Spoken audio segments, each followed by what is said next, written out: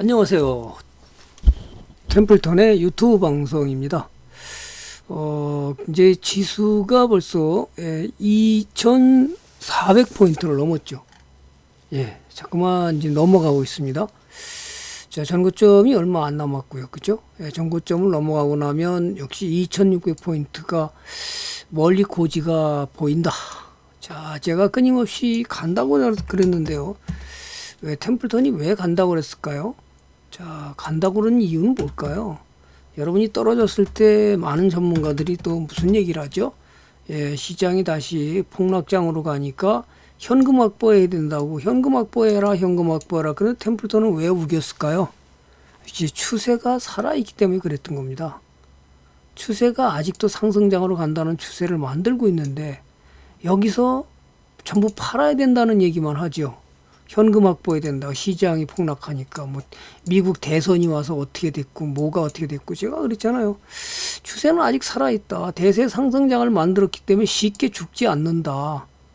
그죠? 대세 상승장을 만들었기 때문에 쉽게 죽지 않는다.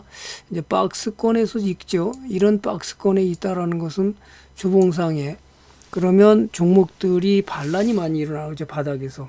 어쨌든 지금 이번에 실적이 개선된 것은 삼성전자가 반도체뿐만 아니라 스마트폰도 상당히 많이 실적이 개선돼서 이번에 스마트폰 쪽만 4조 7천억, 반도체도 많이 팔았죠.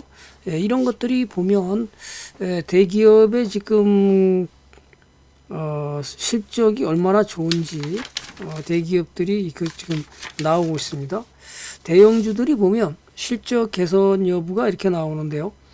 현대차가 지금 1조 870억 추정입니다. 현대차가 187% 증가할 것으로 보이고요. 하이닉스가 175%, 1조 3017억으로, 삼성바이오가 172%, 644억, 그 다음에 또 한국전력이 113.09%, 그 다음에 카카오가 96.11%, 그 다음에 LG화학이 7.14 이렇게 87.14 이렇게 예상이 됐는데 오늘 LG화학 실적을 발표한 걸 보겠습니다. 어떻게 됐나? LG화학 실적 발표한 걸 봤더니요. 어디다 적어놨나요? 제가 한번 보겠습니다.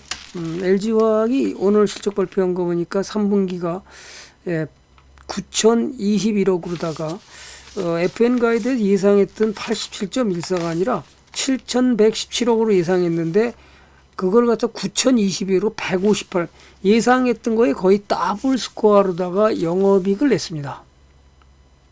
다만 이제 지금 코나가 자동차가 리콜이 들어가는데 그것이 굉장히 현대자동차에서는 악재로 나왔죠. 그것이 LG 거의 원인인지 아니면 지금 자체가 문제가 있는 건지는 좀 더 지켜봐야 되겠지만 어쨌든 생각보다 엄청나게 영업이익을 많이 내고 있다.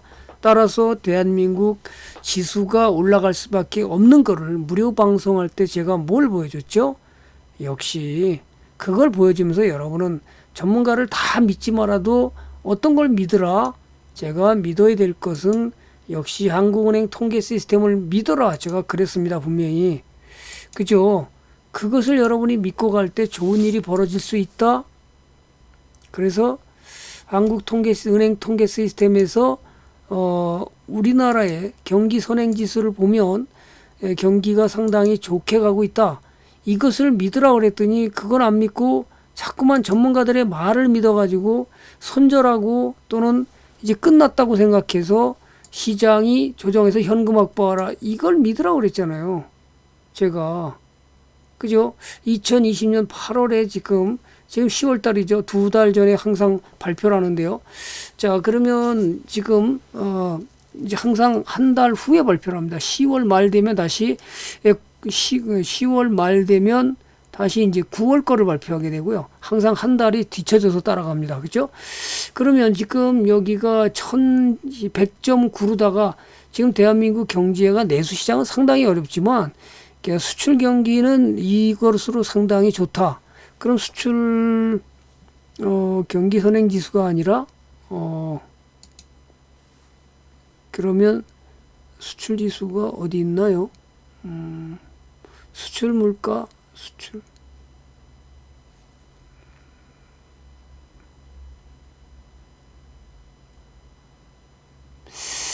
자, 빨리 안 보이는데요.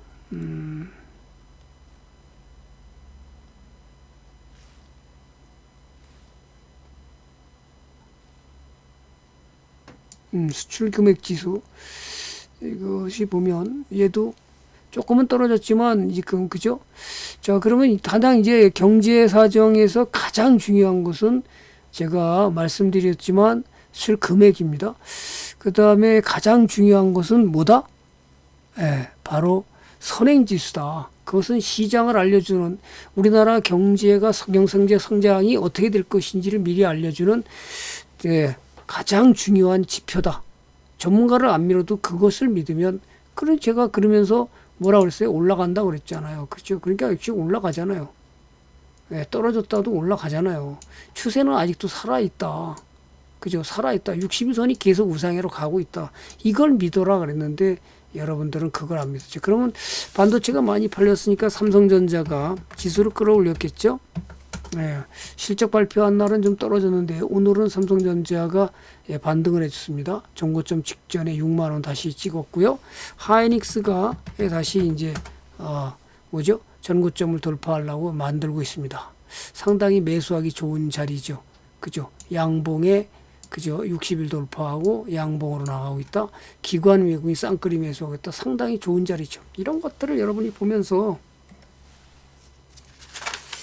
네, 무엇이 가야 되는지 어떻게 돼야 되는지를 알아야 된다는 거예요. 그죠?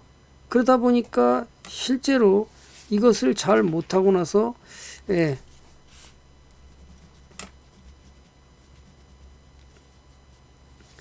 종목을 사는 방법을 모르다 보니까 오늘은 전체적으로 그 하이닉스와 삼성전자와 하이닉스가 지수를 끌어올렸다 이렇게 보시면 될 것 같습니다.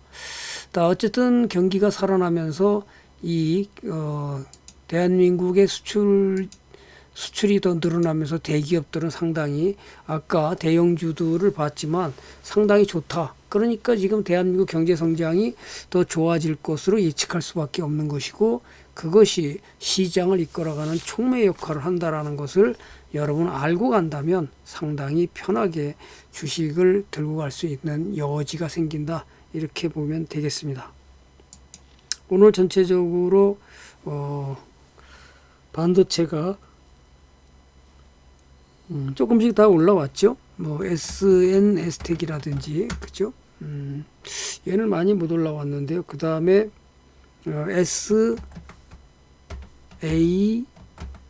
SAMT라든지 이런 것들이 강하게 올라왔습니다. 그 다음에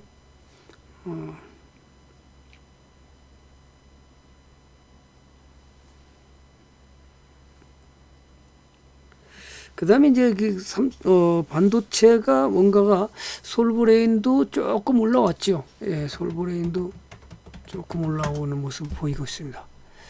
자, 그 다음에 원익 IPS, 네, 것들이 조금씩 올라오면서 자, 반도체가 어떤 시장으로 갈 건지 조금 더 지켜봐야 되겠지만 제가 볼 때는 삼성전자 하이닉스가 촉매 역할을 하지 않을까 이렇게 봐서 여러분들은 갖고 있다면 추세를 이탈하지 않고 있다면 종목들을 강력하게 들고 가서 좋은 일이 벌어졌으면 좋겠다. 이렇게 특히나 오늘이 강하게 올라가는 것은 SFT인가요? 아니요. 뭐죠? FST? 이런 것들을 보면서 강력하게 이제 뭔가가 넘어가려고 그러는 모습을 전부 보이죠. 하이닉스하고 똑같이. 자, 이런 것을 여러분이 강하게 들고 가면 좋은 일이 벌어진다는 거예요. 그죠? 물론 이제 오늘 올라간 것은 이번에 엑세스바이오가 우리 연휴 동안에 어떤 일을 벌였냐 하면 미국 FDA 승인에 이어서 그 다음에 긴급 사용 승인까지 떨어지면서 강하게 나갔는데요. 자, 어쨌든 그 바이오뿐만 아니라 진단 키트가 아직은 끝나지 않았다. 이렇게 보셔서 아직은 들고 가도 괜찮지 않을까. 아마 백신 개발은 지금 뭐 렘데시비르보다 효과가 더 좋다는 우리나라 종목들도 있는데요. 그것도 조금 더 지켜봐야 되겠고 그죠? 아마 내년 상반기에 우리나라는 백신이 개발되지 않을까 이런 얘기가 꾸준히 나오고 있습니다. 그러면 거기에 관련 종목들이 지금 이제 대표적인 게 이제 혈장 치료제로서는 녹십자고요. 그죠? 어제 잠깐 뉴스 나오는 거 보니까 뭐 전에는 그 몇 명이 확보했냐 그랬더니 지금 혈장이 지금 확보가 2천 뭐죠? 2천 명이 넘었다. 혈장 치료제를 계속해서 코로나 바이러스를 극복한 사람들의 그다음에 이제 혈장 치료제는 이런 거고요. 항체 치료제는 역시 셀트리온 헬스케어가 가고 있는 거고요. 셀트리온 헬스케어가 대장 노릇을 하고 있는데 아직은 뭐 떨어지려고 해서 지금 올라가지 못하고 있다 이렇게 보시고요. 가장 이제 중요한 것은 이제 이 두 쌍두마차가 어떻게 이끌어가느냐. 그 다음에 이제 또 역할을 했던 것이 이제 항체 치료와 그 다음에 이 문제는 또 어디로 연결되냐 하면 결국 우리나라에서 CMO 기업으로다가 갈 수 있는 기업이 누구냐 하면 바로 그 삼성바이오하고 그죠?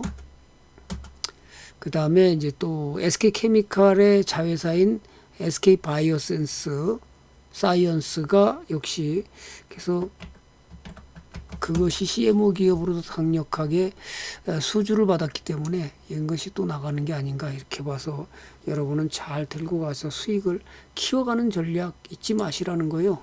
어떻게 들고 가야 되는지 뭘 들고 가야 되는지 모르면 여러분이 오늘도 헤맬 수 있는데 오늘은 반도체가 그렇게 자리를 같이 하고 있다 이렇게 말씀드리고 싶고요.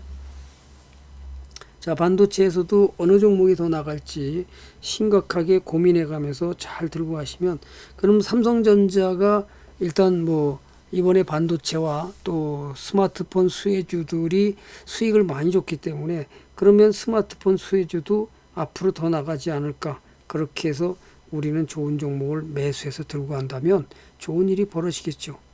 그 종목을 여러분은 관심을 가지고 어떤 종목을 매수할지 오늘 또 여유가 했던 것이 또 그죠?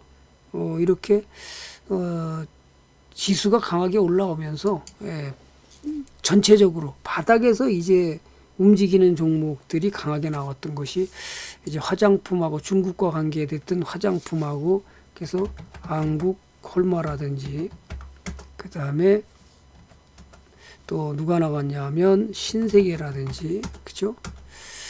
또 누가 나가냐 하면 호텔 신라라든지 이런 종목이 반등을 해줬다 이렇게 보시면 되겠습니다. 그죠? 그래서 우리는 어떤 걸 들고 갈 것이냐를 끊임없이 고민하고 그 들고 가면 좋은 일이 벌어진다는 걸 잊지 마시라는 거예요. 그것을 여러분이 선행으로 매수할 수 있는 능력을 키우는 것은 상당히 중요하다.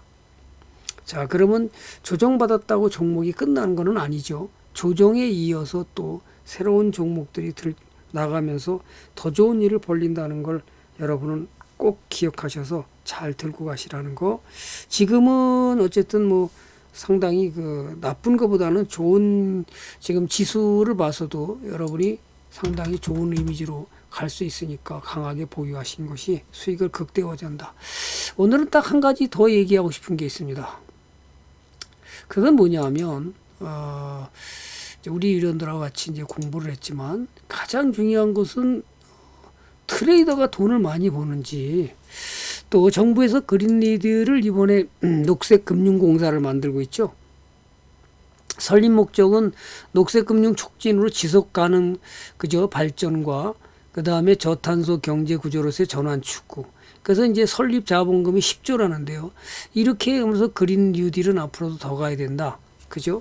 친환경으로다가 이제 가야 될 것이 이제 한화 솔루션이라든지 그 다음에 CS 윈드라든지 그 다음에 동국 ICS라든지 그 다음에 유니스라든지 이런 것들이 전부 다 그린 뉴딜과 관련 종목이기 때문에 아무래도 이런 정부의 정책이 이렇게 되기 때문에 우리는 그런 종목들을 잘 들고 가는 것이 엄청난 중요성을 갖고 있다. 이렇게 보시면서 종목을 들고 간다 그러면 여러분의 수익은 상당히 좋겠죠. 오늘은 올라갔는지 모르겠는데요. CS 윈드가 못 올라갔네요. 그래도 상당히 전고점까지 상당히 좋죠. 그 다음에 한화 솔루션 이런 것들을 여러분께서 지난번에 아유 뭐 그죠? 또 올라갔죠. 니콜라 때문에 엄청나게 떨어서 그냥 끝난 것 것처럼 생각하지만 좋은 종목을 이렇게 들고 가면 아무 일도 없습니다. 지금 다 올라와가지고 무슨 일이 있었나요? 여기 떨어지면 사람들은 그냥 죽는다고 난리 쳤는데요. 아무 일도 없이 또다시 원위치로 수익을 주고 있다. 이것이 그린 뉴딜로 보고 여러분은 잘 참고해서 들고 가는 전략을 강하게 가면 수익은 커지겠다. 이렇게 보시고요. 그렇게 들고 가라는 얘기를 자꾸만 하는 이유는 뭘까요? 템플들이 그냥 나온 얘기인가요? 아닙니다. 자, 마켓 타이밍을 몰라도 돈을 버는 방법. 이것이 뭐냐면 마켓 타이밍 이제 우리 이번 증시에서 가장 조정받으면서 가장 문제가 됐던 게 그거였습니다. 이때 그죠? 종합지수가 일주일 동안 조정하는 동안에 무슨 일을 벌였나요? 많은 전문가들이 나와서 하나같이 무슨 얘기를 했죠? 무슨 얘기를 했죠? 이런 얘기를 했습니다.